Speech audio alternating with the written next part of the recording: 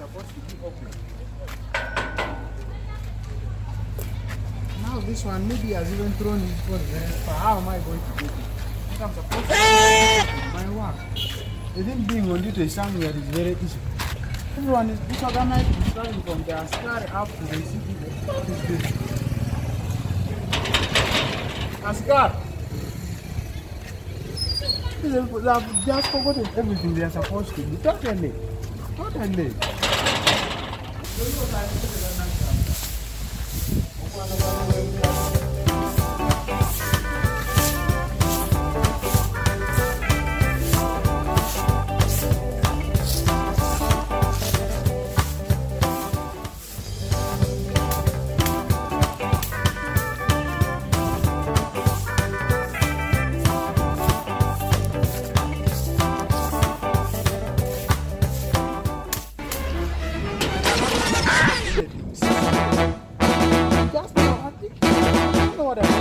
Mainly starting from this Ascar here, other people are cool.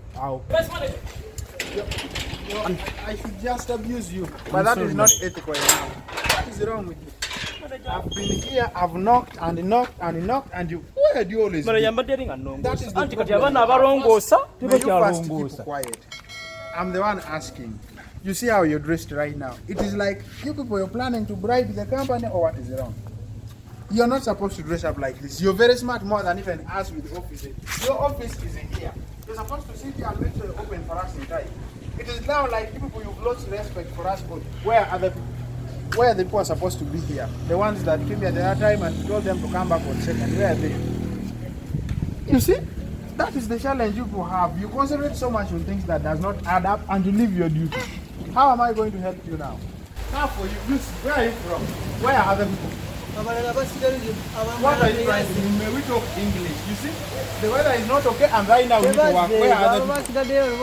I cannot now be of importance. Do you find where to be? Let me go and handle my duty, please. That is not, would you supposed to be here very early in the time? I don't know what is wrong. Come here. Come, hurry up. Come. Fine, I'm fine. Can we speak English? You're smart. You're not supposed to be like this. Where is your uniform? That is why I was trying to do everything in my power to make sure you're faithful. Pass away. Where have you cleaned the toilet? Have you cleaned the toilet? You've now joined the combination with the Ascar. You want to be smart. It is really you don't know how to welcome it and your leaders. Will you keep quiet? Are you new here? Before you ask me very many questions, you're supposed to be in the toilet. What are you doing here? Supposed to be a bitch. Passport. You're causing a lot of confusion. People are meant to complain where you're supposed to work. Right now you're supposed to be in the toilet. Have you worked where you're supposed to work? Right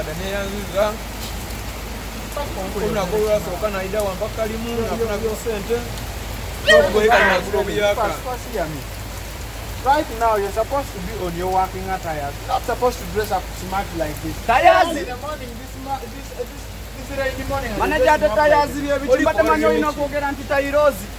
I'm meaning your dressing code, your trouser. You're not supposed to be on this. You cannot dress up smart than I was trying on my but now you see, you've not done any work. All of you, the other one is confused. You're confused, this one is confused. Because of these manners, I'm going direct to the manager. Your behaviors, I'm going to make sure you're just all away. I don't have time to discuss. Manager,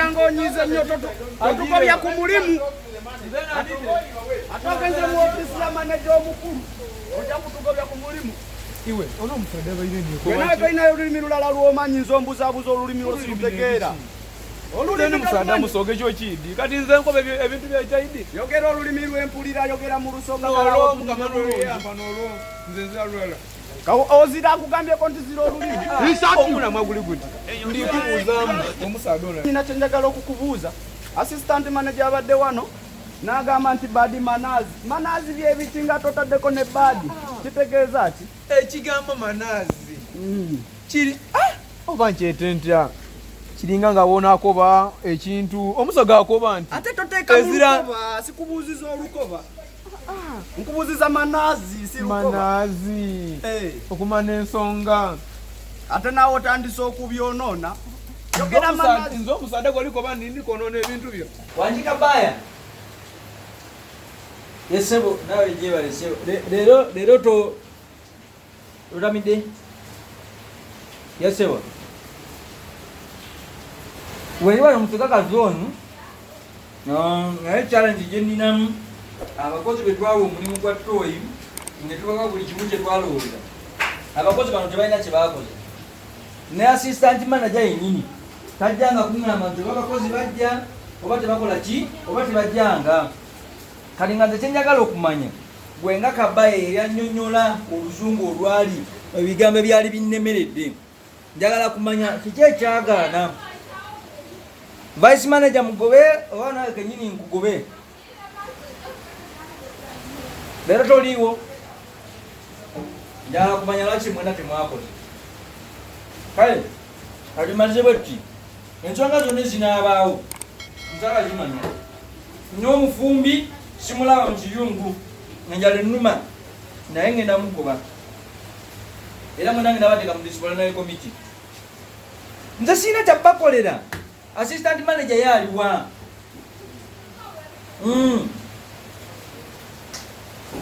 Bayo na nkubira. Uno. Manager, may I come in? Come in. Assistant. Yes, ma'am. What is the problem? Good morning. Morning. Manager, I'm fine, but I'm not fine. I really I'm not fine. I have some challenges I would like to raise to you. What is the problem? I'm finding here a challenge. Today you've seen I've come late, but not because I wanted. Our people were supposed to give us support here. Service delivery. I've been here this morning. I also talking to Kabaya. Kabaya was like, you will not be around. I was waiting for you. I didn't see you. The workers, so I'm disorganized because I'm not seeing anyone. The problem, Kabaya also didn't inform me. I wish he also told me because it was also my responsibility for him to inform me, then I tell you. But for my case, I reached here, I was outside. What went wrong? What went wrong? I'm sorry, but the problem is this gate man here. The gate man doesn't come early. I knocked like for 45 minutes. The man was not there. When he came back, he was dressed up very smartly. Yes, he has to act exemplary to this one. He was supposed to clean the toilet. I found all of them. They are very smart. You might think maybe they have gotten some money from Betty. I don't know whether they are bribing people who are customers. They are very smart. So you came late because of Pascal. I was at the being gate. absent. He's there, but he came late to open the gate. I was there. I think it was okay. And even his dressing code today, it is beyond. Where are the workers? Other workers? The other ones who are supposed to clean the toilet, they also dress up to I don't know why they're going for a certain wedding. What is going on in Chicago zone today? Including the Askari. Those three, they are going for some wedding somewhere. They are beyond smart. I'm not understanding why.